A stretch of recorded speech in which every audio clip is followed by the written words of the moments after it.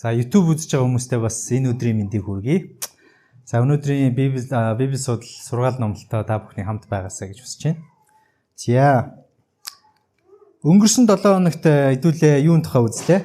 За тэр нэгэн цоочтой хаалга буюу бидний амьдралд бусдаас нуусан бас бурхнаас нуусан тийм зүйл байдаг. Тэрийгээ бид бүхэн бурханд ариун сүнсэд нээж дэлгэж өгөх ёстой. Дээрэс нь амьдралдаа оруулж тийм ээ тэр орон зайг нь бүрдүүлж өгөх ёстой гэдэг талаар үзсэн байна.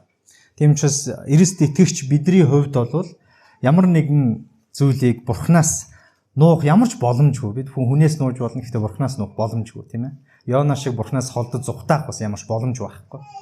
Тийм учраас зүрх сэтгэлд хин нэг үдсийн ядсан тийм сэтгэл дээрээс нь ямар нэгэн зүйл дургу хорссон тийм зүрх сэтгэл бидэнд байх ёсгүй. Саяны хин шиг Исаак шиг байх нь шүү дээ. За өнөөдөр бид бүхэн таныг маш өндөр үнээр худалдаж авсан юм а гэдэг сэдвээр үзэх болно. Тэгээд хэдүүлээ хамтдаа ариун сүнсээ гуйж залбирцгаая. Орчлын ертөнцийг бүтээсэн хайр инэрлийн эзэн бурхан минь. Энэ цаг мөчид бид бүхэн ариун сүнсийг гуйн залбирч байна. Бид бүхэнд ариун сүнсээ буулгаж өгч бидний зүрх сэтгэл, бидний оюун бодлыг та өөртөө авч эзэн бидэнтэй хамт байж бидэнд мэрэгэн оюун ухааныг өгч бидэнд өөрийнхөө үгсийг ойлгуулж өгч гэсэн савж байна. Энэ цаг мөчид бидэнтэй хамт байгаач эзэн Есүсийн нэрээр залбирanгуул. Амен. За YouTube дээрээс маань хүн нэг комент бичсэн байсан. Энэ сургаал намайг сонсч ирсэн чи энэ хүүхэд ямар их уйлаад байна гэж комент бичсэн. За манай яаж хийж байгаад чимээгүй байх талаар тийм ээ. За Авраамын түүхээс хэдүүлээ судлах болно. Эхлэл номын 12-ийн 1-ийг уншицгаая. За Эхлэл номын 12-ийн 1-дэр. Тэгээд эзэн Авраам дайлдахдаа чи их нутгаасаа төрлүүдээс мөн эцгийнхээ гэрээс гарч чамд миний харуулах нутаг руу явах тун. Чамаас би агуу үндэстэн гаргаж чамайг бас би өрөө тэдний алдрыг би агуу болгоно. Чи тэгээд өрөөл болтугай гэж. За Авраам нь өмнө нь бол Авраам гэдэг нэртэй байсан. Тэгээ Авраамыг болох дээрээ бурхан яасан. Би чамайг өрөөж чамаас агуу үндэстэн бий болгоно гэж хэлсэн. Тэгээ нэг удаа биш хэд удаа хэлсэн ба. За Эхлэл номын 12-ийн 7 дээр мөн. Эзэн Авраамд үзэгдэн би чиний үр удамд энэ нутгийг өгөх болно гэж айлдав. Тэгээд Авраам өөрт нь үзэгдсэн эзэнд зориулн тэнд тахилын ширээ босгожээ гэж хэлсэн. За нэг сонио юм нь болох дээрээ Авраам хүүгдгүү байгаа зэ. Хүүгдгүү. Гэсэн чи бурхан ямар амлалт өгöd вэ? Би чамаас агуу үндэстэн бий болгоно гэдэг амлалт өгöd байгаа байхгүй. Тэ?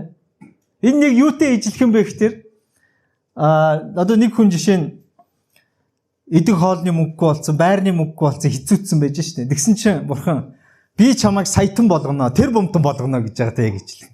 Ойлгож байгаа? Айгүй хэцүү сонсогдож байгаа. Авраамд ч гэсэндээ хүүхэд байхгүй байгаа байхгүй юу? Гэсэн чи яасан бурхан? Би чамаас агуу үндэстэн бүтээн гэдэг байгаа. Тэ? Гэтэл Авраам бол бурханы хэлсэн үгэнд итгэсэн баг. Тэгээд яасан бэ? Өөрт нь үзэгдсэн эзэнт зориулан тэнд тахилын ширээ босгож шатаал дахиад өргөсөн гэж хэлж байна. Авраам Сарай гэдэг байсан юм. Сарай хоёр болвол Авраам бол 75 настай, Сара хүүхэд төрүүлэх боломжгүй хүүсэр эмэгтэй байсан. За удаж байгаа. Бурхан Авраамаас агуу үндэстэн бүтээх гээд байгаа шүү дээ. Тэгсэн чи эхнэр нь ямар хүн байсан гэж байна. Хүүхэд төрүүлэх боломжгүй хүн байсан. Гэсэн ч гэсэн бурхан юу гэж хэлээд байна? Би чамаас агуу үндэстэн бүтээх болно гэж хэлээд байна. Тэгээ Авраам бүр яасан? 75 настай байгаа шүү дээ. 20 эдтэй 30 эдтэй байсан бол за яг надад цаг хугацаа байгаа юм байна бас гэж бодно шүү дээ. Гэтэл 75 настайд нь бурхан тийм амлалтай өгч. Би чамаас агуу үндэстэн бүтээх болно гэж. Бурхан ер нь өөрийнхөө ажлыг сонгож хийлгэхэд төгс төгөлдөр хүнийг сонгодог юм болов? Юу гэж бодож байна та бүхэн?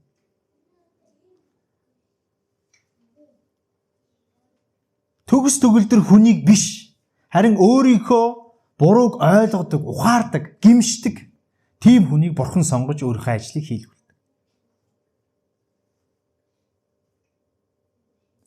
Авраам, Сара хоёр бас зөвхт хүмүүс байгаагүй. За жишээлх юм бол Авраамын хувьд аваад үзэх юм бол Египт рүү цагаачилж очихдоо фараонд юу гэж хэлсэн бэ гэхээр эхнэрийгээ манай дүү гэж хэлсэн баг. Худлаа хэлсэн ба шүү дээ. Манай дүү гэж хэлсэн. Яагаад тэгж хэлсэн бэ гэхээр эхнэр нь маш гоо үзэгсэлэнтэй. Тийм учраас эхнэрээс нь болоод намайг алчихгүй гэж ботсон. Тийм учраас бүр эхнэрээсээ гуйгаад би чамайг дүүгээгээ тэлчихье чи тэрэнд битээд ургууцаарай гэж хэлсэн. Яг тэр би айгүй бол чамайг ийм гоо үзэгсэлэнтэй болохоор тэрнээс ч юм болоод те намайг одоо ивэтч магадгүй. Тийм учраас харин чамайг дүүгээгээ хэлчих юм бол намайг өршөөх байх гэж бодсон. Ингэсэн чинь тэрнээс нь болоод Египтийн фараон яасан бэ гэхээр 16 дээр тийм ээ 12-16 дээр фараон тэр бүсгүй төлөө Авраамд сайн хандаж бод мал үхэр эрэм илжиг боол шивгчин тэмээ зэргийг өгчээ гэж хэлсэн. Хинээс болж өгсөн? Хинээс болж сайн хандсан? Эхнэрээс нь болж яг дүүн гэж ботсон учраас. Айгууд яванда тэгж утсан. За нэг эхнэрээ болгоод авчих боломжтой юм байна да гэж бодсон ба шүү дээ. Гэтэл харамсалтай нь Авраамын эхнэр нь байж таардаг. Тэрнээс нь болоод фараон бос ууралдаг. Чи надад худлаа хэлсэн байна. Тэ? Нэг алдаагаа Авраам 2 удаа давтчих. Гератын хаан Абимелехт мөн Эхлэл 22 дээр. Эхлэл 22 дээр. Тэр үед Авраам өөрийн эхнэр Сараг миний дүү охин гэж хэлсэн учраас Герарын хаан Абимелех хүн илгээж Сараг авчээ гэж хэлсэн. За яс нэг алдаагаа 2 давтаж байгаа. 2 удаа хоёр хаанд өөрийнхөө амиа бодоод энэ бол манай дүү шүү гэж хэлж байгаа юм эхнэрээ. За ингээд 20:11 дээр болохоор ингэж байна. Авраам энэ газарт Бурханаас айж имэн гэж байхгүй тул тэд эхнэрээс минь болж намайг ална гэж бодсон билээ. Тэгээд ч Сара үнэхээр миний дүү охин, миний эцгийн охин, харин миний ээжээс төрөөгүй тиймд тэр миний эхнэр болсон юм а гэж хэлсэн. За ингээд яваад исэн чи юу болсон? Сара маань үнэхээр бас дүү нь болж таардаг. Тэ? Өөрөөр хэлэх юм бол нэг эцэгтэй хоёр ээжийн хүүхэд байна шүү дээ. За тэр үед бол одооний үеийнх шиг янз бүрийн одоо цус ойролт энэ төр гэсэн ойлголт байсангүй. Тэ? Тийм ч яасан бэ? Хамаатан садантайгаа гэрэлж болдог байсан байна шүү. Ингээд яг ингээд судлаад үзэхдээ бас худлаа яриаг уугаад үнэхээр дүү нь байсан байгаа. А гэхдээ эхнэрээ болгоод аваа суудсан байсан байхгүй. Тэгээд өөрийнхөө амиа бодоод 2 удаа хоёр хаанд энэ бол манай дүү гэж хэлсэн ба. Гэтэл бурхан яагаад Авраамыг сонгож тэрнээс бүр би чамаас агуу үндэстэн гаргах болно гэж хэлж тэр олон хүн дундаас Авраамыг сонгосон юм бол. Яг тэр бидний бурхан, эзэн бурхан хүний зүрх сэтгэлийг хардаг бурхан. Алдаа дутагдал гаргана гэдгийг мэддэг. Харин тэр алдаа дутагдлаа ойлгоод өөрийгөө засаж сайжруулад гол нь зүрх сэтгэлээ зөвхөн бурханд зориулдаг. Бурханыг дагдаг. Тийм хүнийг бурхан сонгодог. Тийм учраас Авраамыг онцгойлон сонгосон баг. Ингээ 15-ын 3-6 дээр Авраам бурхан хоёрын харилцаа баг. Тэр үед гайхалтай зүйл нь бурхан шууд Авраамтай харьцдаг байсан. Өөрөө. Тэ? За 15-ын 3-6 дээр ингэж хэлсэн.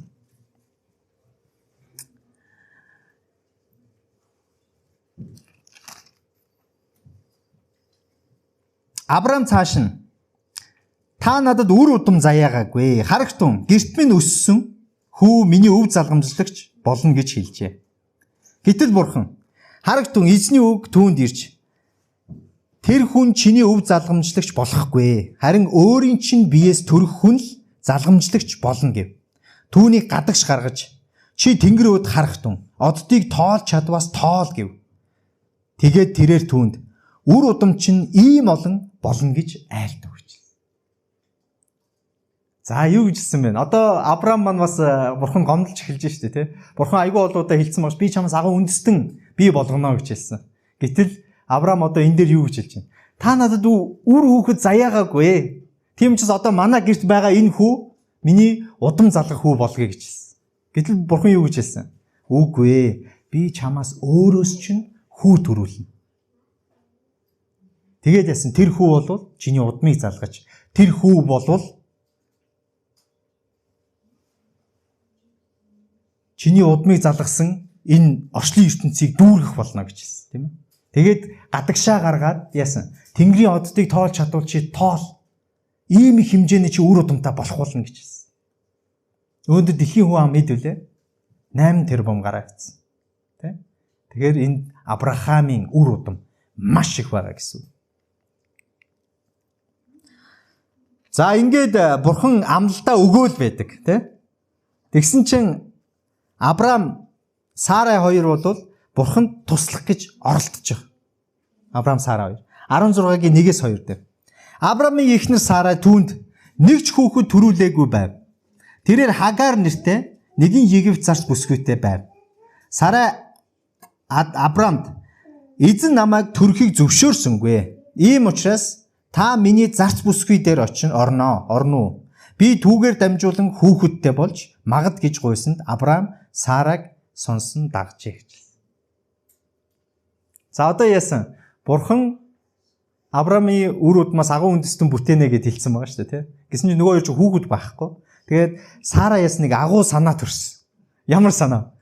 Зарц бүсгүйтэйгээ тий одоо Авраамыг унтуулъя. За тэгэх юм бол үр хүүхэдтэй болно. За тэрнээс нь магадгүй бурхан өөрийнхөө агуу үндэстнийг бий болгох гээд байгаа юм байна гэж бодсон.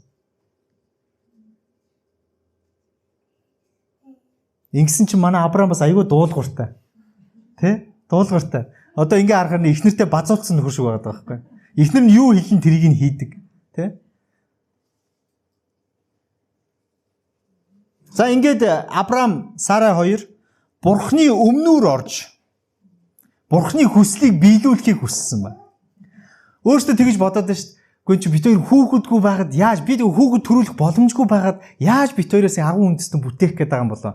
Айгүй л ингэх гээд байгаа юм болов гэд өөрөөсөө нэг шийдэл олж. Бид нар амьдрал дээр ч гэсэндээ заримдаа ийм үйлдэл гаргадаг. Ямар үйлдэл вэ гэхээр бурхан яадгүй бидний хүлээ гэж залбираад хүлээ гэж хэлж байхад бид нар ямар нэгэн байдлаар хурдтай шийдвэр гаргах гэдэг. Тэ? Хүний хувьд бол ямар цаг хугацаа байдаг вэ гэхээр яг одоо өтөр дүргэн гялс яаралтай ийм цаг хугацаа хүнд байдаг. Та нар ч тэгдэг үстэй. Би яг одоо л ийм юмтай болмоор. Хурдтай л иймтэй болмоор гэж. Гэтэл бурхны цаг хугацаа бол хүний цаг хугацаанаас өөр. Бурхны цаг хугацаа бол төгс цаг хугацаа байдаг. Яг тохирсон төгс цаг хугацаа. Ингээд Сарай, Авраам хоёр бурханд туслах гэж оролдсон байна. Энэгээрээ бас буруутсан байна.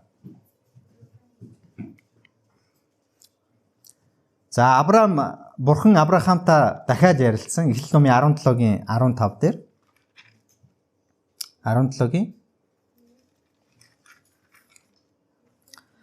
15 дээр. Бурхан Авраамд чиний эхнэр Сарайгийн хувьд чи түүнийг Сарай гэж дуудахгүй харин түүнийг Сара гэж гих болно. Би түүнийг өрөөж түүгээр чамд хүү өгөх болно. Би түүнийг өрөөж түүгээр үндэстнийг бий болгох бөгөөд үндэстнүүдийн хаад түүнээс гарна гэж айлдав. Тэгэхэд Авраам нүрээрээ газар унаж 100 настай хүнд хүү төрнө гэж юу? 90 настай Сара хүүхэд төрүүлнэ гэж юу? Гэж зүрхэн дотроо хэлжээ гэж. За Авраам, Сара хоёр маань одоо яс нэр нь өөрчлөгдсөн байна, тий? Бурхан өрөөж ин гэсэн. Авраам гэж юу гэсэн үг вэ гэхээр агуу үндэстний эцэг гэсэн. Олон үндэстний эцэг гэсэн утгатай. Тэгээд одоо Авраам маань одоо ямар нэртэй болсон бэ? Авраам гэдэг нэртэй болсон байна шүү. Тэ? Тэгээд эзэн Сарайг болох дээрээ Сара болгоод бас өрөөж байгаа. Ингээд Сарагаас би хүүхэд төрүүлэх болно. Тэгсэн чинь Авраам бурханд юу гэж хандсан? Би 100 нас хүрсэн. Эхнэр маань 90 нас хүрсэн. Тэг яаж бурхан биднээс одоо бид хоёроос тийм ээ хүүхэд төрүүлж агуу үндэстэн бий болгох гэж байгаа юм болоо гэж зүрхэндээ яасан бэ? баг зэрэг эргэлзээ орж ирсэн. Тийм үү? Яаж битээрээс ийм хүүхэд төрүүлэх гэж юм. Тийм маш олон жилийн өмнө, бараг 20 жилийн өмнө дуу зохиож Авраам Сара хоёрын тухай. Зөөхөрч таяг туулсан Авраам гэд. Ир хурч ирүүн шүрэгсэн Сара үртэй боллоо. Түүнийг Исаак гэж нэрлэлээ. Энэ бас айгүй хөөрхөн дуу болж ирсэн. Тэгээ хүний хувьд болохоор энэ маш боломжгүй зүйл байна. Нөхөр нь 100 хүрсэн, Сара болох дээр ир хүрч гисэн. Тэгээ бурхан яасан амлалтаа өгсөөр л байсан. Би чамаас агуу үндэснийг бий болгоно гэв. Эхлэл 18-ийн 11-ээс 15 дээр. Авраам Сара хоёр өндөр наслан өтөлж, Сара хүүхэд гаргах наснаасаа хэдийн хитэрчээ. Сара дотроо инээж хөгшин би өтөлсөн хизээ бид хоёр яаж жаргах юм бэ? Гэтэл эзэн Авраамд юунд Сара инээгээд хөгшин болсон би үнэхэр хүүхэдтэй болж чадна гэж хэлээд байна вэ? Эзэнд дэндүү хэцүү зүйл гэж байна уу? Би тогтоосон цагт чам дээр эргэж ирнэ. Зохих цагта Сара хүүтэй болно гэж хэлсэн. Ингээд Тэнгэр элчнэр Авраамтай уулзаа зогсож байгаа тийм. Гэтэл наа талд нь Сара одоо яриагийн сонсоод гэтэл Авраам болох дээр яасан. Авраамд хоёроос хүүхэд төрнө. Сара хүүхэдтэй болгоно гэсэн Сара наа талд нь яасан. Бас л Авраамтай ижилхэн зүрхэн дотроо инээсэн ба шүү дээ. Яаж би одоо хүүхэдтэй болох юм бэ? Би чинь нэгдүгээр хүүсэр эмэгтэй. Дээрээс нь манай нөхөр бит хоёр чинь хөвшөрч гисэн. Гэтэл бурхан яасан бэ? Сарагийн тэр бодлыг уншсан ба шүү дээ. Сара яагаад энэ бүх зүйл боломжгүй гэж бодоод байна? Бурханы хувьд бүх зүйл боломжтой. Ирэх жил үдий цагт Сара хүүхэдтэй болно гэж хэлсэн. За ингээд бурханы амласан ёсоор Сара Авраам хоёроос Исаак төрж байгаа. За гайхалтай зүйл нь өнөөдрийн түүхтэй бас давхцж байна тий. Хүүхдийн түүхтэй. Тэгээ бурханд бид бүхэн маш их зүйлийг ойлгуулахыг хүсээд байна. За ингээд нэгэн аимшигтай мэдээг Авраам бурхнаас сонсдог. Тэр нь юу вэ гэхээр Эхлэл номын 22-ийн 1-ээс 8 дээр.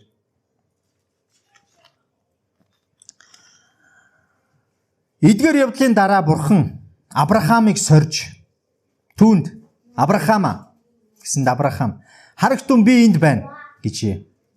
Бурхан чи хүүгээ хайртай цорын ганц хүүгээ Исаакаа аваад Мория гэдэг газар руу яв. Тэнд түүнийг миний чамд зааж өгөх тэр нэгэн уулан дээр шатаал дахил болгон өргөхтүүн гэв. За яасан. Аррэ гэж 100 наснда хүүхэдтэй болсон. Тэгээд тэр хүүгээ өсгөөд маш гайхалтай аз жаргалтай байжсэн. Гэсэн чинь бурхан Авраамаас юу хүссэн бэ гэхээр чи цорын ганц хүүгээ надад өрг гэж хэлсэн. Энэ бол Авраамийн хувьд, Сарагийн хувьд, Авраам Сара хоёрын хувьд маш хэцүү байсан баг. Гэсэн Авраам өглөө эрт босон илжгээ эмээллэж хоёр зарц залуу хүү Исаакийн хамт дагуулж шатаал тахилын мод хадгалж аваад бурхны өөрт нь айлцсан тэр газар руу явжээ гэж хэлсэн. За яасан бэ? Исаакийг дагуулад Исаакт модыг үүрүүлээд шатаал тахилын модыг үүрүүлээд өөртөө яасан хутгаа бариад нөгөө гартаа галаа бариад нөгөө уул руу явсан биш. 3 дахь өдөр нь Авраам хараа өргөн тэр нутгийг алсаас харав. Тэгээд Авраам зарц залуустаа та хоёр илжигтэйгээ энд хүлээж бай. Хүү бид хоёр дээшээ очиж мөрөгчхөөд та нар руу эргэж ирнэ гэв. Авраам шатаал тахилын модыг авч хүү Исаактаа үүрүүлж өөрөө гал хутга хоёроо гартаа бариад хоёулаа хамт явжээ гэж хэлсэн. Зарц нартаа юу гэж хэлсэн бэ Авраам? За бид хоёр тэр уул руу гарч мөрөгчөөд ирье. Та хоёр эндээ байж вэ гэж хэлсэн. Ингээ хүүдээ модыг нүрүүлээд өөрөө хутга галаа бариад дээшээ гарсан. Ингээд явж байтэл хүү нь асуудаг. Аава. Шатаал тахил нь хаана байгаа юм бэ гэж асуусан. Гэсэн чи Авраам Бурхан өөрөө хангадаг юм аа. Бити санаа зү Бурхан өөрөө хангана гэж хэлсэн. Ингээд Авраам өөрт байсан цорын ганц хүүгээ тахилын ширээн дээр гаргаад хүүгээ хүлээд тэгээд хутга далаад л Бурхан түүнийг зогс гэж хэлсэн.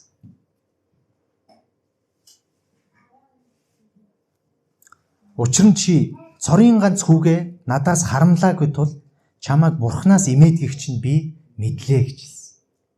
Ойлгож байна? Тэгэхээр Бурхан Исаакийг хүссэн байх нь уу? Үгүй. Юу хүссэн бэ? Авраамийн тэр итгэлийг хүссэн биш.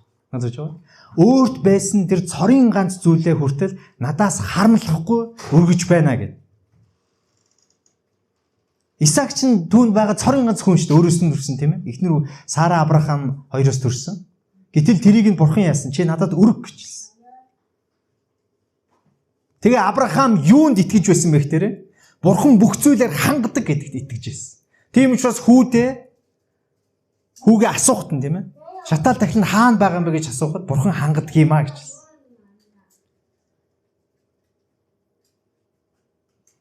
Ингээд Бурхан яг өөрийнхөө амлсан ёсоор шатаал тахилаараа хангаад эргээд хартал тэнд яасан. Нэгэн хуц модонд орооцолцсон байж байгаа. Ингээд тэр хуцыг Авраам Бурханд шатаал тахил болгон өргөдөг. Энэ түүх бол зөвхөн Авраам Исаак хоёрын энгийн нэгэн түүх биш. Хэдэн мянган жилийн өмнө зөгнөгдсөн гайхамшигтай зөгнөлүүдийн нэг нь байна. Эзэн Есүс загалмаагаа үүрээд уул руу алхдаг. Исаак өөрийнхөө шатаал тахилын модоо үүрээд уул руу алхдаг. Исаак Авраамд өгөгдсөн цорын ганц хүүн байсан. Эзэн Есүс эзэн Бурханы цорын ганц хүүн. Бурхан биднэрт энэ түүхээр дамжуулж юу ойлгуулахыг хүссэн бэ гэхээр би цорын ганц хүүгээ та нарын гим нүглийн төлөө өргөнөө гэдэг. Энэгээр энэ түүхээр харуулж байна. Иохан 3:16 дээр юу гэж хэлдэг вүлээ? Бурхан ертөнцийг үнэхээр хайрлсан тул цорын ганц хүүгээ өгсөн. Ингэснээр хүүд итгэж хинч мөхөхгүй харин мөн хянтай болох юм а гэж.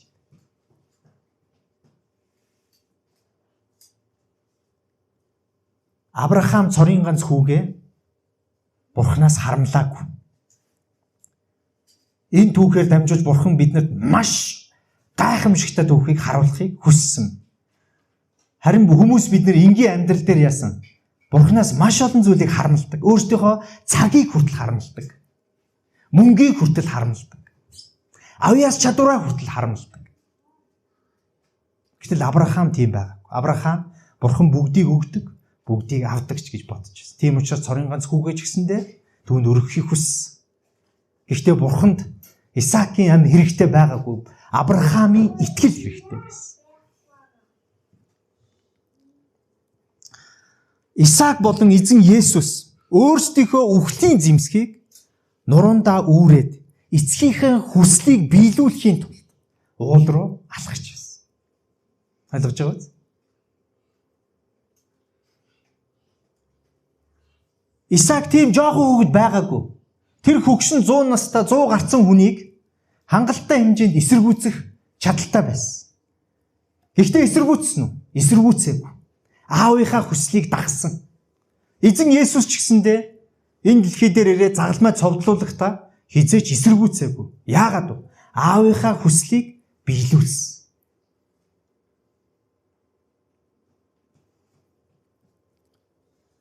Эзэн Есүсийн дагалдагч дундаас нэгэн дагалдагч буюу Иудас 30 мөнгөн зоосоор эзэн Есүсийг худалддаг, тийм ээ.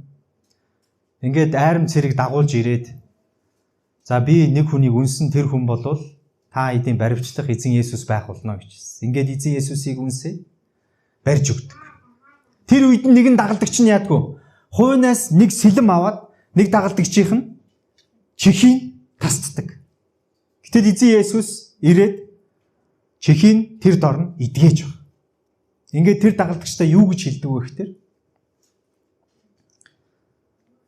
намайг 12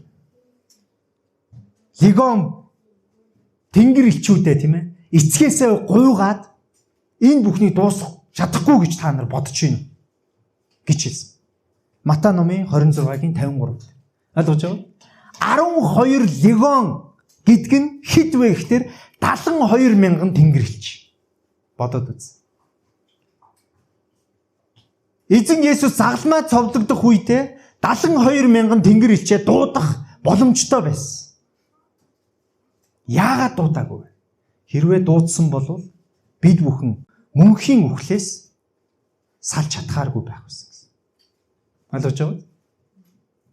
Эзэн Есүс өөрийнхөө амийг загалмаа дээр бидний мөнхийн үхлийн төлөөс болгож өгсөн ба. Хариу нь хэлгүйгээр.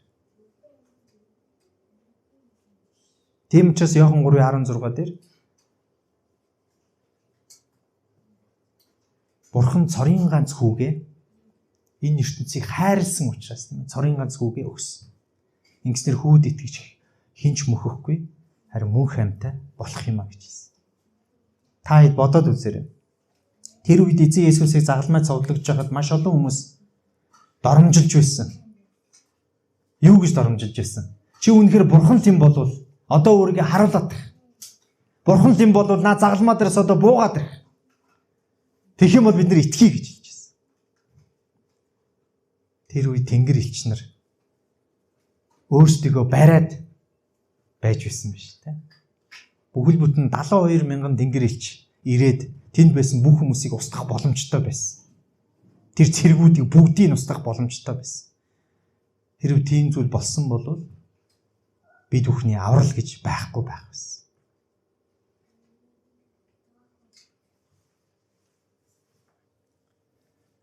Авраамыг, Исаакийг тахилын ширээн дээр тавиад Авраам хутгаа өргөхөд Бурхан түүнийг зогсоодог.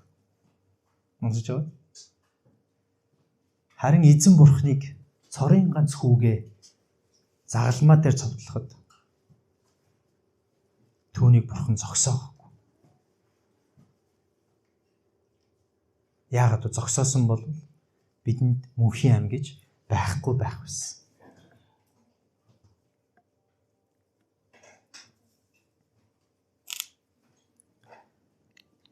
Тийм учраас ахын дүүсээ 1-р Коринт 6-гийн 20 дээр учир нь та нарыг үнээр худалдаж авсан юм. Тиймээс биеэрээ Бурхныг алдаршуулах тун гэж хэлсэн. Тэгэхээр бидэнд зориулсан энэ гайхамшигтай мөнхийн ам бол хямдхан зүйл ерөөсөө биш. Эзэн Бурхан цорын ганц хүүгээ өргөн байж бидэнд мөнхийн ам өгөхийг хүссэн.